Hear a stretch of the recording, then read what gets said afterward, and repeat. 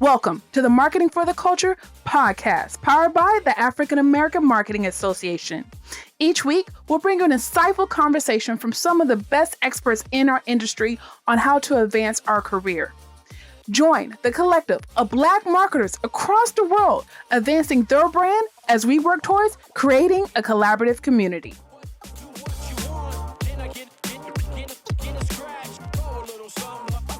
Hey, good people, welcome back to another episode of Marketing for the Culture. Today's special guest is Brandon Williams. He is the founder and strategist of 55 Media Group. Today, we'll be talking about Afro-Futurism and marketing. Brandon, welcome to the show. How are you doing today? Doing great. It feels great to be here. Yeah. So why don't you give us a little bit about your background?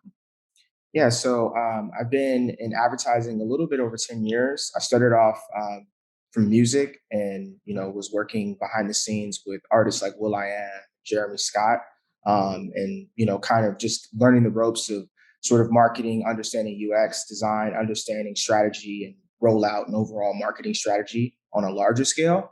And then, it led me into more of the brand side and also the marketing side in regards to like paid media, programmatic and native and under articles. So I was working with a lot of ad agencies, pitching to a lot of brand focused clients.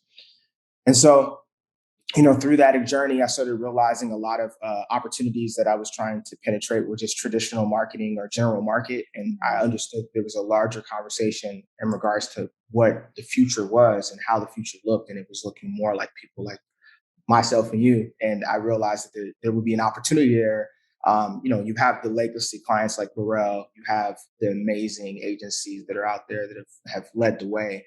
But, there was kind of like this feeling of newness that I felt that wasn't being kind of penetrated. And it was the swell of technology and, ancestral, heritage and going back to who we are as people of color. And I wanted to basically have that opportunity. So we started off with that sort of thing in mind. And one of our first clients was #HappyPeriod, which Chelsea Von Chez runs, and it's basically a nonprofit that provides feminine products for women who are homeless. And Black owned, beautiful mission statement. And so it just helps her on the PR strategy and just on a larger brand strategy. And then that kind of rolled into other clients like Black Love, who traditionally are considered sort of an older demo. And we got them on Breakfast Club and did some great, e-commerce stuff for them. And then it kind of just took off from there. So where are you based out of? I'm based in Los Angeles, originally from Cincinnati, though. Oh, okay. Okay. How long have you been in LA? I've been in LA for, it's been a while now, for 10 years.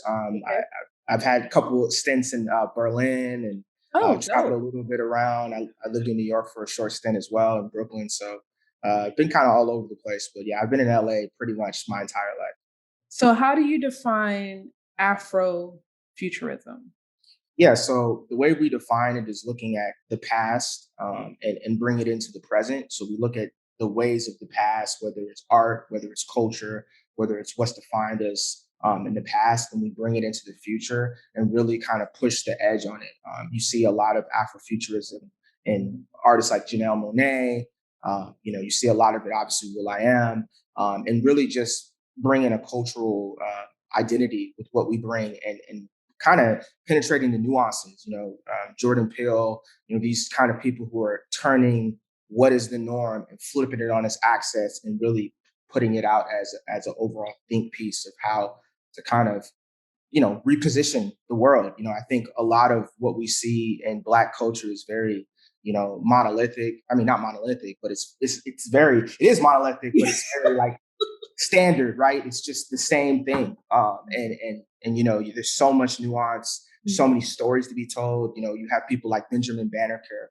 You have all these great stories, Mansa Musa, all these different stories that haven't been told. We seem to get the same stories. So it's really based off of storytelling, art, futurism, sci-fi, bringing all these different interesting things. You see it in blurb culture now, the reemergence of blurb culture and what we have reclaimed as our identity in anime and animation and different things like that. So we need more of those nuances, and we need to kind of have these hard discussions. Obviously, Juneteenth being a federal holiday is great, but then there's now a conversation with tokenism, and now we're getting into this place where Juneteenth becomes 4th of July. And we don't want to forget why we're celebrating Juneteenth and what Juneteenth means to our culture.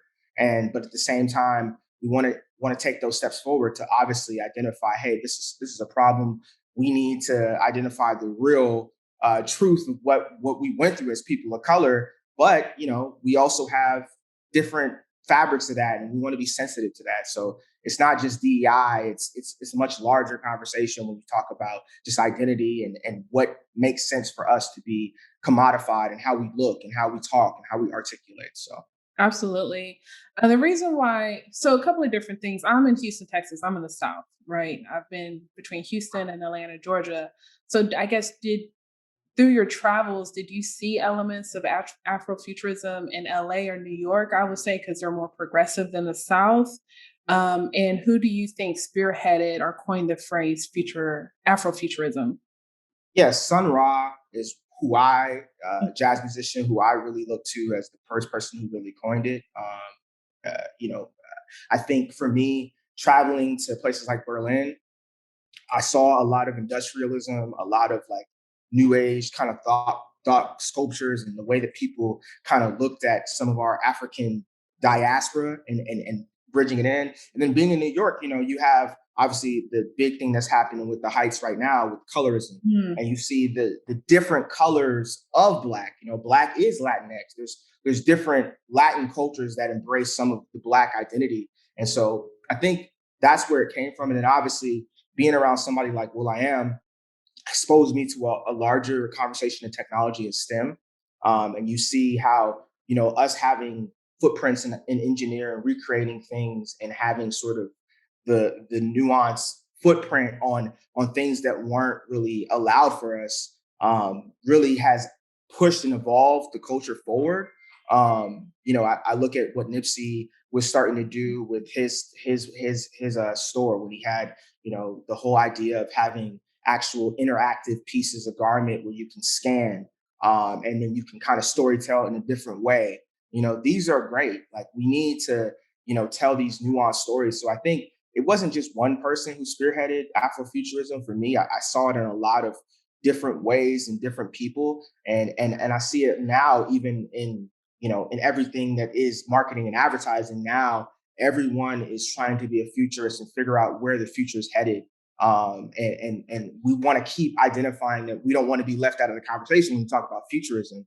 We don't want to, one of my big long tail goals is to be the first ad agency to promote equity on in space. And that seems like a crazy idea. But then Yeah. think about what's happening now with the ticket sales of space travel and how far and few that is for people of color to be even afford the luxury of doing that. But we saw Hidden Figures, so we know that we created a lot of what is in space, but we're not having any say so in that price point or anything. So we're really being left out of these conversations again. So these are like things that I think I like to challenge and go into strategy or go into conversations with clients and talk about these things and unearth these kind of conversations. And it seems like everybody's in the same agreement that we're still being left out of these conversations.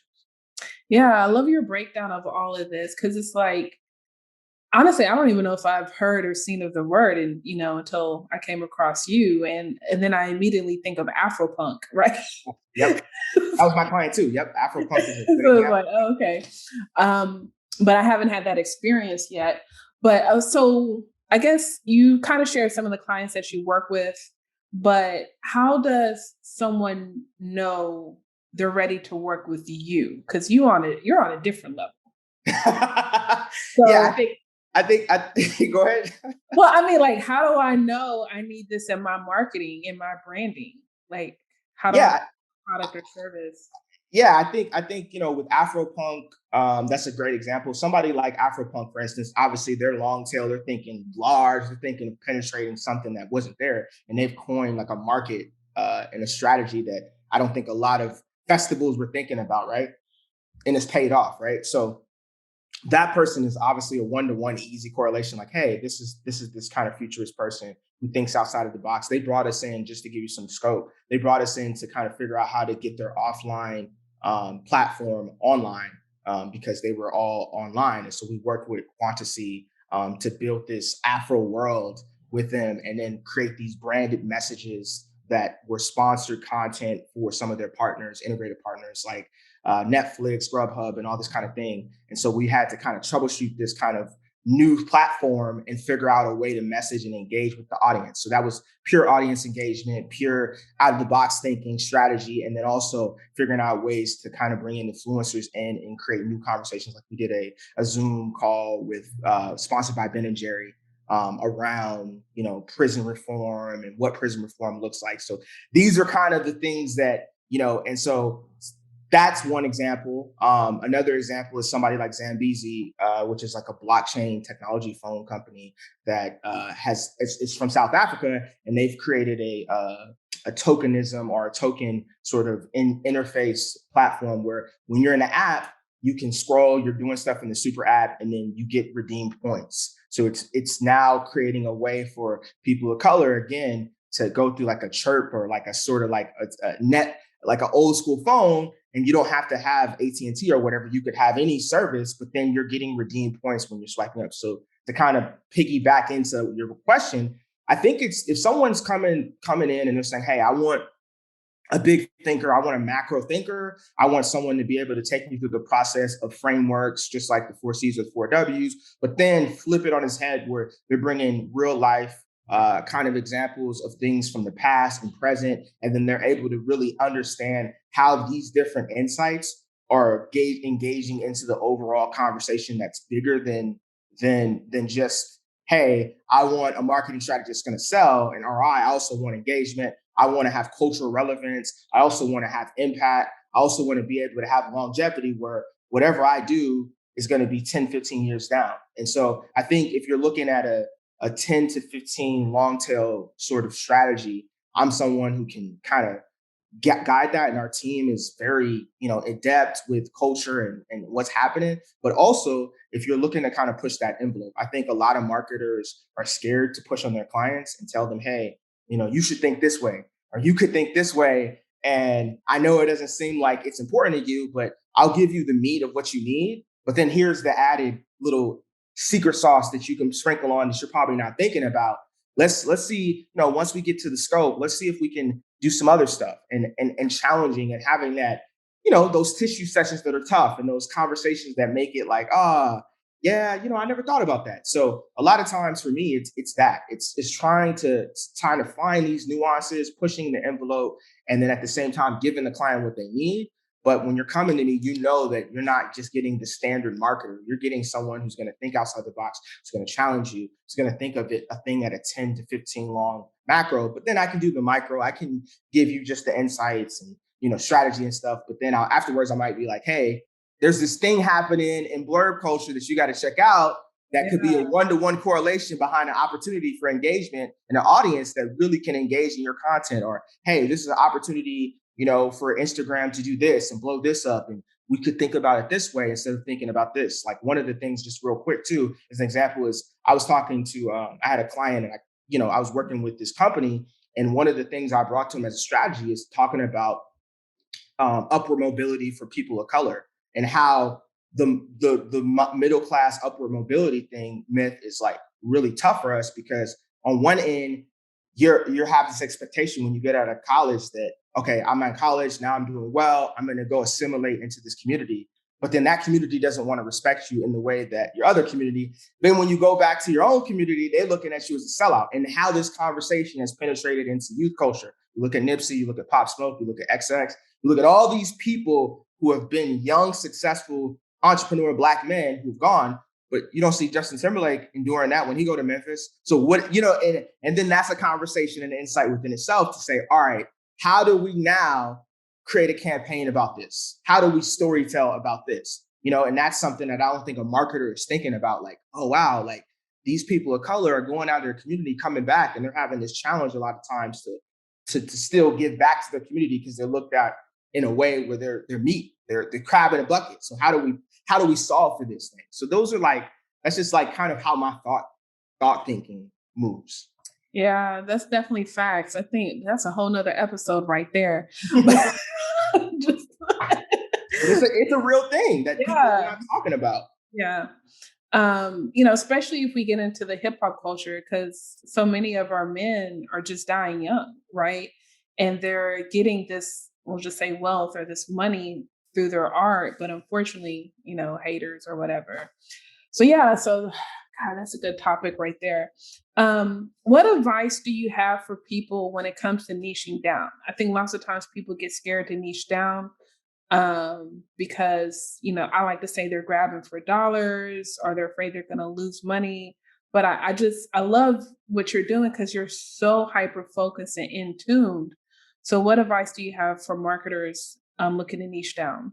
Yeah, it's tough. I mean, there's definitely fallbacks and drawbacks of being super niche, obviously, because a lot of people don't understand or get it. And then you also have sort of the payola issue where certain Mm. people are coming to you like, hey, I don't know where you fit in and I want to work with you, but you're so focused on this that I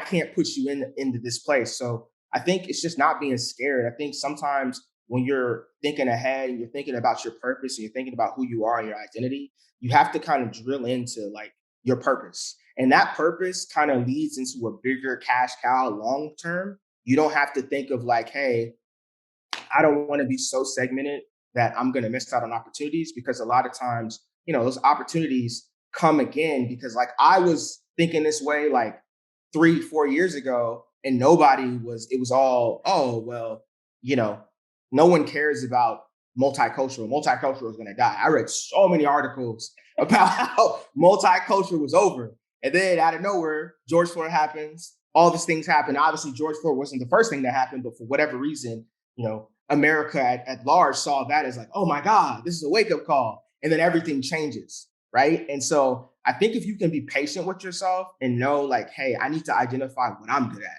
I know my culture. I know my identity. I also identify as Black and Indigenous. And I know there's a whole thing with that, and getting into that. And so if I can identify these things and I can understand from a marketer standpoint that these are topics or conversations that are not being talked about, or these are segments of culture that are not being penetrated, how do I now take some of my shared experience and then loop it in and realize, all right, and 9 times out of 10, what you like, other people like, and what you're interested in, other people are interested in. And a lot of times these marketers or these businesses and brands don't know what is the new, what is the great, what is the next best thing. So I think marketers and people in general going in niche markets need to realize that you are your greatest asset. And so the whole imposter syndrome spills into, hey, I need to do this like this other person, but realistically, people are opting into you because of your shared experience, what you experience, what your information, what your nostalgia is, and then coupled with the technical skills. That is you. That is how you market. That is how you look. That is your strategy. That is how you depict your strategy. So if you can start realizing that, I think you get less and less away from like the dollar amount and how I'm missing out on opportunities, and you get closer and closer to the passion. Because what I do know is like everything that I work on and everything we bring into to our agency, we're passionate about. And that's a blessing. Like a lot of people don't get that opportunity. And yeah, we don't hit the $20 million mark, all the time, or we don't have these big old retainers. But in the end of the day, we make our payroll, we do well, we do what we need to do. People are getting paid. So if I can start from there, we're 2 years young. So we're not like this company has been around forever. We don't have no, holding company that we're bestowed to. So there's a lot of freedom in that. You know what I mean? So if you can look at it like that, like, hey, I know the agency route. I know that if I turn in this strategy or I turn in this insight, maybe it's going to chop down because it's too edgy or it's too not on point. But I know it's good. It's a good insight. And I really want to go back to this. Or if I'm a creative and I know that I've come up with this amazing creative campaign, well, try it out on yourself, put it out on your own platform, try to galvanize your own community to buy into it. And then from there, you start kind of seeing like, oh, wow, there's more people interested in this insight or this creative or this kind of output that I never thought people would care about. And then it kind of makes you realize like I have my own community that I can build up. And that's kind of where we were at. We were realizing through creative, through music, through culture, through technology, through all these same conversations we're happening all across over and over again. And that I think that's my advice. I know that's not like a direct advice, but it's kind of a larger theme of like You just got to identify what you're passionate about and what is the purpose for you, and stick to that. Even when it doesn't feel like it's good, when it feels like, because Lord knows I go through it. Like, man, like I go through it all the time. But you got to stick to it. You got to stick to your guns. Yeah, that's real. So, what are your predictions in the next 5 to 10 years or beyond? I really think with what's happening with spirituality and where Black people are going and people of color are going with spirituality, I think that's going to change a lot of our conversations in regards to like the edginess or the ancestralness of who we are. I think like a lot of like brands are going to start looking into these like these sort of nuance, which kind of culture, weird, going back in time sort of brand campaigns, because I do think like spirituality is not like linear. I think there's a lot of conversation around it, and I think as we figure out you know mental health and all these things, it leads into like being spiritually aware. I also think like people talk about technology. I think technology is going to keep expanding, and you're going to see lots of Black innovators and a lot of Black inventors create new marketplaces and new places of potential. You have these bikes and all these different things that are happening within like communicate or not communication, but travel. I think that we're going to penetrate a lot of those kind of places with travel. Being outside, outdoors, you see what's happening with nature. Obviously, people into plants, but in a larger theme, I think we talk about Bruce's Beach in LA and Manhattan. A lot of surf culture and cultures that we weren't adapting into. We're starting to get our heritage back and realize, hey, we were not allowed to have these sort of places, so in spaces, and because we weren't, we have to now go out here and really explode in new ways. So whether it's NASCAR with Jeff Hamilton, you see what's happening with NASCAR and them adopting Black Lives Matter. I just think there's going to be more and more progression in those ways. And I think, you're going to get a lot more call outs. I was talking to somebody recently about how, you had this whole thing with the heights, which we talked about, where you have this colorism conversation and colorism. So I think the different palettes and different colors of who we are as people is going to expand and continue to expand. And I think you're going to see more campaigns about that, or more campaigns calling out those issues. And I think activations on those things are going to happen more and more and more. And people are going to want to see it and have those conversations. Obviously, the TikTok generation has really changed how we look at like conversations around everything political and everything, call out culture. It's changed it. And I think we're going to see more and more in that. I think people are also tired of, I was having a conversation. I think people are tired of Black excellence. Like, I love Black excellence. I love it. But like, I just think that we have to get out the Diddy culture. Like, I love Diddy, love P. Diddy, love what he represents. But we all don't gotta like hustle till we die. Like burnout is real. And Just be being able to just go get a coffee and chill and not have to do everything as a CEO and have to be this person. And you gotta like, I just think that's going to become a lot more normal. And I feel like there's going to be more and more safe spaces for marketers to engage in that way. ERGs are great, but we need something bigger than that. We need out of DEI. We don't need that. We need to be able to say, hey, I need a mental health break day. Like, how can I connect with some of my fellow employees in this way and activate in these new ways and have conversations that are going to just be here and not leave our conversation outside of my job or outside of my client? How do I engage with more freelancers and get people who are dealing with burnout? How do we get the right tools for that? So I think there's going to be more conversations around burnout because we're all tired. We're tired of everything. We're tired of seeing Black people die. We're tired of seeing colorism. We're tired of people telling us what we need to do. We're tired of trying, we tired. Like it's okay. Like it's all good. Like we need to because I'm saying like we need to say it. We need to say it. We need to say why. So then the people who have the money or the people in charge can be more empathetic or not be empathetic, and we can align with people who are empathetic. And we need to just be okay with that. That's the problem. We feel like we got to align ourselves with people who don't understand us and who are not giving us the care we need. We can't keep beating ourselves to the ground for these people who aren't there for us. So. Yeah, man, that's honest. Sorry, I really got too real. I got too real. That is honest. Anything else you would like to add before we wrap up? Oh man, just keep living the dream. You know, we all are trying to figure out how to be the best versions of ourselves. And I think it's just a journey. It's not a I always say, you know, my wife always laughs at me, but I always say life is a game of runs. You know, you're gonna be up, you're gonna be down, you're gonna have to check out every once in a while. And that leads to my conversation of burnout. You're gonna have to maybe take a break, sit down. And it's okay. Like there's no rush to get to excellence or whatever excellence is for you. And just take your time and be kind to yourself. Yeah, amen. How can people find you? You can find me at 55 Media Group, you know, on all platforms, Instagram, blah, blah, blah. And then also Brandon at 55 Media Group if you want to contact us for official business. Yeah, Brandon, I appreciate you being on the show today. We'll definitely have those links in the show notes and tag you on our post. Thank you for coming on to Marketing for the Culture podcast. Thank you so much for having me.